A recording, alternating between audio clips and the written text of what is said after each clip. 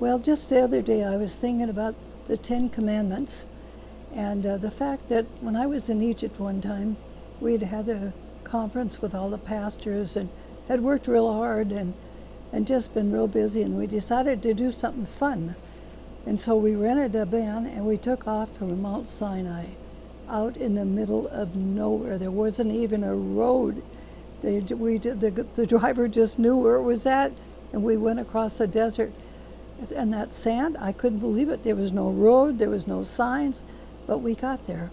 When we got there, there was St. Catherine's Monastery, and the oldest library, I believe, in the world, with scrolls and books and that proved who God was, and that we were the children of God, called by God, and that He gave us the Ten Commandments. And actually, He gave us, I believe, 613 commandments and taught us how to live. And so it was exciting to look at that mountain from a distance and then to be right there.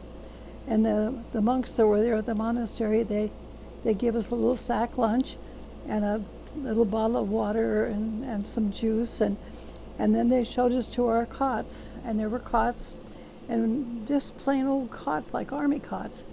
And they said, now you need to lay down and rest, because at 1 o'clock we're going to wake you up and we're going to climb the mountain. So we all were excited, but to be out in the desert, we looked up at the sky. There were stars from horizon to horizon. I never knew there were that many stars, and it was so beautiful.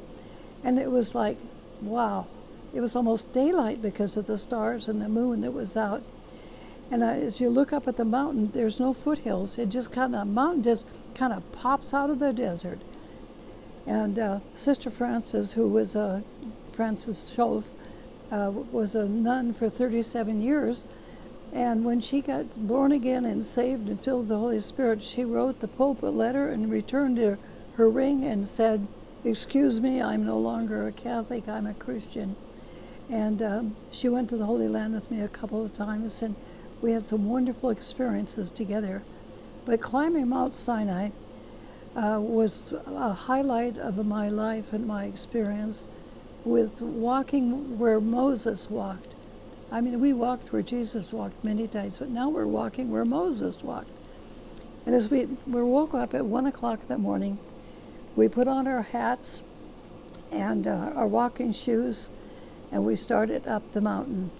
And the monks had made some pretty good rock steps, but not all over. There was a lot of sand and a lot of rock.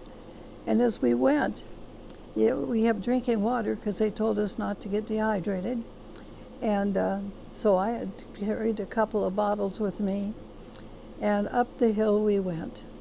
And that mountain was so tall and so big, it looked like a chocolate ice cream sundae, that the chocolate had just been poured over the top of it. It was so smooth because it's so old. And along the way, the guide said, "See that bush there? That's the burning bush. You can start that bush on fire and it'll never burn. It'll just burn on flames, but it won't burn all the way down." I thought that was interesting. And it was just a scrubby old bush, the burning bush that the Bible talks about.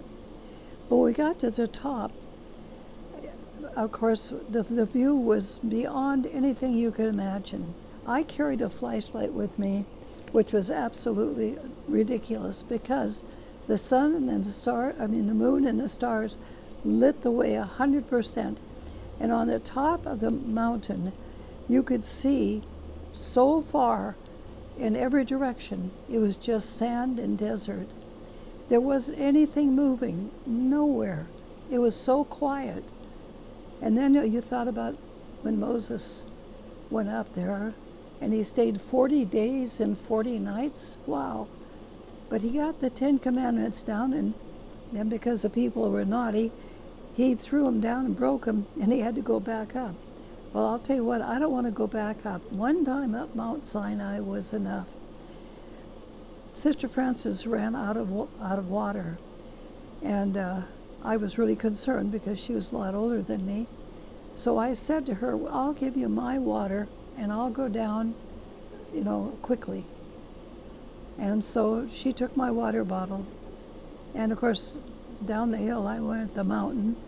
And when I got down there, I had Charlie horses, I said, from the top of my head to the tip of my toes. And I had the needed water real quick because it was getting really hot. I think it was around 100 degrees by 5:30 in the morning. By the way, we left at 1, we got there at 5, and I got down at 7. And then Sister Frances came down about an hour later. Oh, what a time. My life has been filled with adventures. I was thinking about all the mountains that I've climbed in my lifetime. And as I talk a little bit and share my life, I'll share the experiences of the life I've climbing mountains.